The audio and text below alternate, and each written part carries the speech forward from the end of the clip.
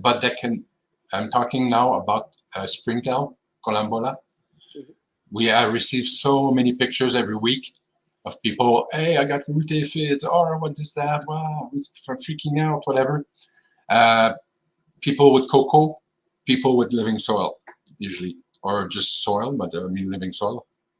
Yeah, sometimes there will be a lot of columbola, a lot of springtails. There's a couple of species. Some are whitish, some are translucent, some are blackish, some really like spring, some are less springy. There's many species, and they're soil decomposers. They're your allies. They're working on your soil.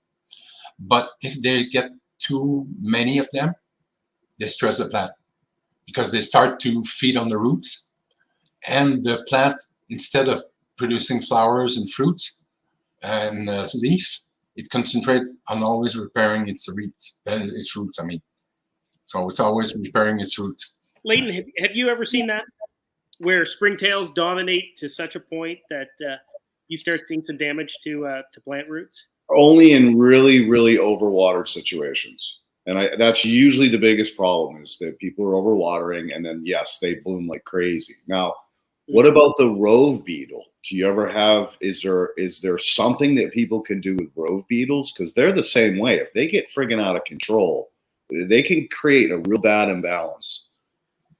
Exactly, because we have them, the Rove beetles. They can be very efficient in certain situations. I even had the stories of some of our customers that had a problem with a lot of fungus gnats and short flies coming out from drains. So they would dump the Delosia in the drain. People with aeroponic system that were struggling with some sort of fungus gnat because they had so many mats of roots. That was crazy. It would work well.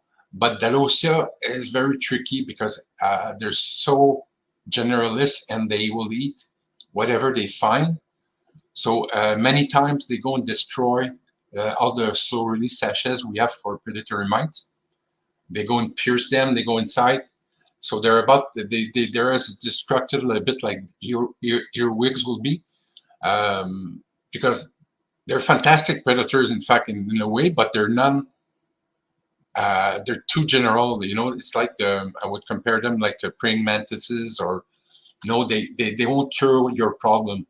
They will just eat here and there, and let's trash this, and let's eat that, and let's go swim, and then let's dig in the ground, and then let's whatever. It's like some people really love them, and I fill their order when they ask me, "Oh, I want to buy some." Okay, let's go.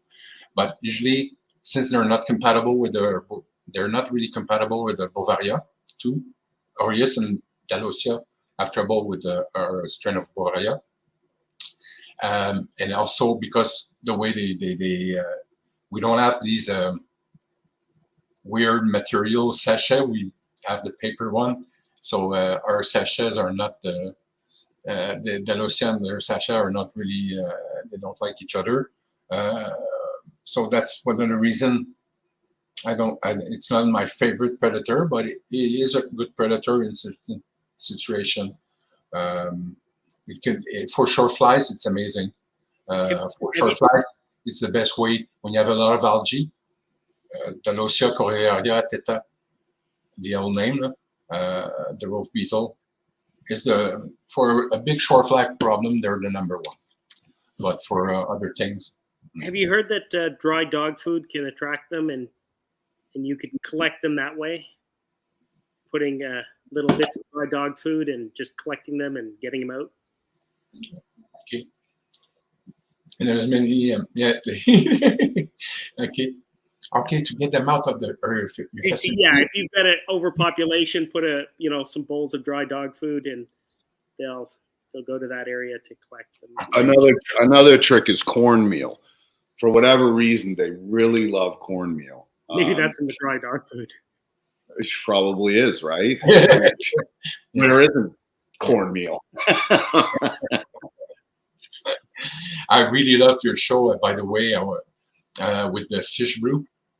Oh, wow. You really taught me something. And you know, I just knew about hydrolysis stuff, and like I said, wow, why? Yeah, you cannot know everything. You're not, nobody's omniscient. That's why we have to share and teach everyone of everything we know with a passion. And because I really learned, I really when is this stuff coming? Anyways, we'll have to talk because we maybe want to distribute that in Canada, that fish brew thing. Oh my God, that stuff is just amazing. I have yet to not see incredible plant reaction within 30 days. And I'm talking on redwoods, 400-foot tall redwoods. Within 30 days, I saw plant reaction. The stuff is gold. And I was talking with Keith today, and I asked him, how you doing in Canada? He goes, dude, it's just a fucking nightmare. So anything that you guys can do behind the scenes and then relay it to him or to me so that we can hit it from both sides, the quicker we can do this. But I mean, you guys are like so close on the East Coast. He's already, you know, he's only like 4 hours away from the border. So it would be nothing to transport it to you guys. But because we're already, always we'll talk about that fair. But we're doing business with the USA now. We are selling to some beneficial insect providers in the US. We know about how to go with the registration and things like that, and to get things into Canada. So that's how that's amazing. That sounds great. So yeah, you guys, you keep the pressure on that side, and we'll keep the pressure on this side. We're working right now because Anatis is just, for now, it was just a BCA, biological control agents. So meaning we'd have predatory mites, predatory insects, parasitoids, nematodes, and the microbiological, like the myco insecticide, the Bovaria massiana and 03 strain, different formulations. And we're working on a new one for flies soon, against the cabbage fly and things like that. Very soon, but very soon. In this world, it takes years, but soon. But we're on the right track. And we also now, I want to market though. There's Urtalive that's organic. We distribute that. It's some kinds of bacillus for the soil. I've just started to do that, and I'm preparing also some 2 types of insect frass. So some black soldier fly and some mealworm frass from 2 companies in Quebec that produce protein, and they want to market their frass. So we might do that because it's related. We want to do I don't want to be like plant products and sell fertilizers, but I want to do related products that are in the, you know, frass from insects or even fish brew, because I know it's living, you know, it's a product.